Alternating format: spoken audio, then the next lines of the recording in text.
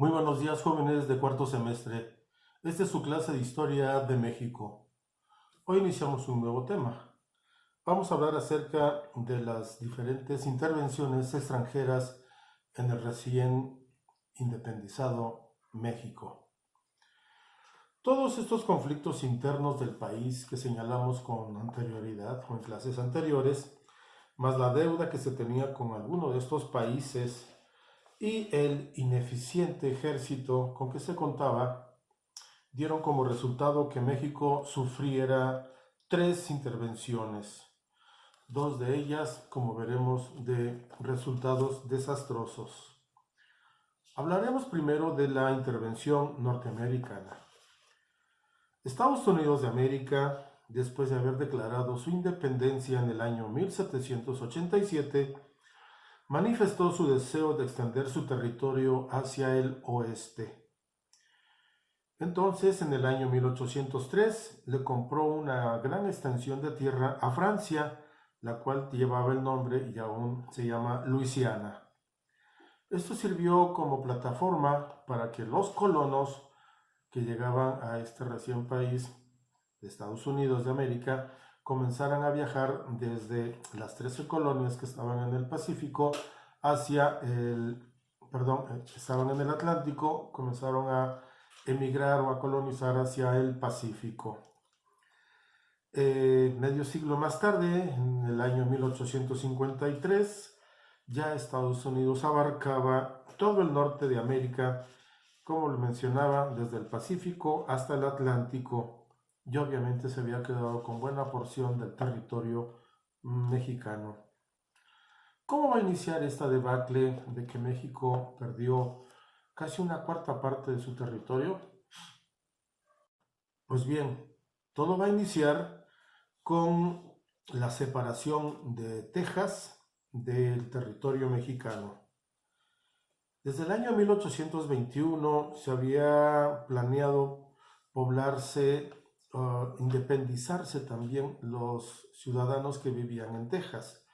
Texas era parte del territorio de Coahuila, que era una provincia de la colonia española, y obviamente del territorio de México. Pero algunas familias, entre ellas se van a encontrar Moisés y Stephen, de apellido Austin, las cuales estaban financiadas por el gobierno de Estados Unidos de ese entonces.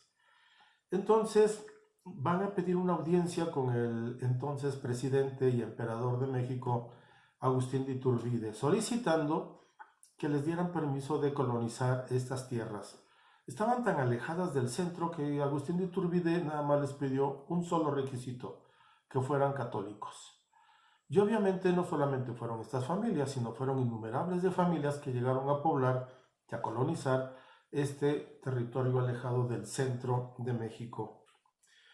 Entonces, en el año 1836, los tejanos pidieron su independencia y entonces los tejanos, colonos, entre comillas, porque había muchos militares americanos interesados en esto, había un gran plan, van a atacar las guarniciones del ejército mexicano que se encontraban en estos lugares.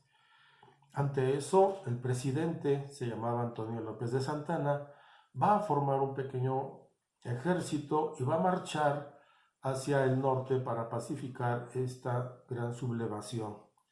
Pero esto va a ser contraproducente, ya que Santana va a llegar a un lugar llamado el Fuerte del Álamo.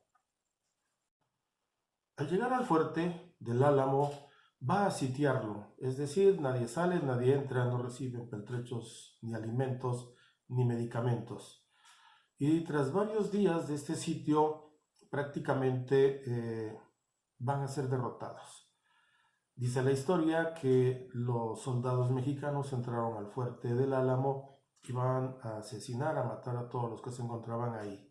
No sé qué tan cierto sea, pero aún en los días actuales, en Estados Unidos, se festeja esta toma del Álamo por parte del ejército mexicano dirigido por el presidente Antonio López de Santana. Obviamente va a haber una segunda batalla en un lugar llamado San Jacinto. Santa Anna y su pequeño ejército se encontraban descansando, van a ser sorprendidos, va a haber varios muertos, pero para desgracia de México van a tomar prisionero a Antonio López de Santana, el cual era presidente de México, y lo van a obligar prácticamente a cambio de su vida, perdonarle su vida, que firmara y reconociera la independencia de Texas. Con esto prácticamente López de Santana va a aceptar la independencia de Texas del territorio mexicano. Inmediatamente esta independencia o separación de Texas va a ser reconocido por parte de Estados Unidos, por parte del gobierno de Francia y de Inglaterra, y con ello prácticamente se va a separar. En el año 1845, 2 años después, el Congreso de Estados Unidos va a aprobar la anexión de Texas a su territorio. Eso obviamente, pues México va a protestar, pero pues no teníamos gran representación a nivel internacional y vamos a perder entonces esta gran extensión de tierra. Un año después de la separación de Texas y la anexión de Texas a Estados Unidos, va a nacer ya un conflicto entre México y el gobierno de Estados Unidos.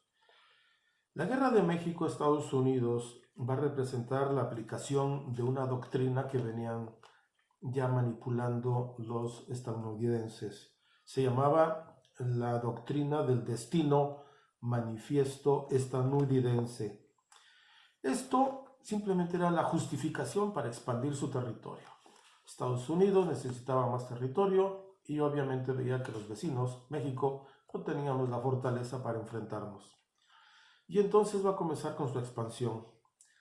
Para Estados Unidos esta guerra era necesaria y urgente, y por lo cual la estuvo planeando desde tiempo atrás. Y entonces va a declarar la guerra el Congreso de Estados Unidos en el año 1846 y va a declarar la guerra para México. México estaba gobernado por Mariano Paredes, el cual va a aceptar tal situación, no había otra opción, y solicitó el apoyo y la ayuda de la Gran Bretaña, la cual dijo: yo me mantengo neutral. Va a haber un enfrentamiento, obviamente va a ganar Estados Unidos y entonces vamos a perder otra gran parte del territorio nacional.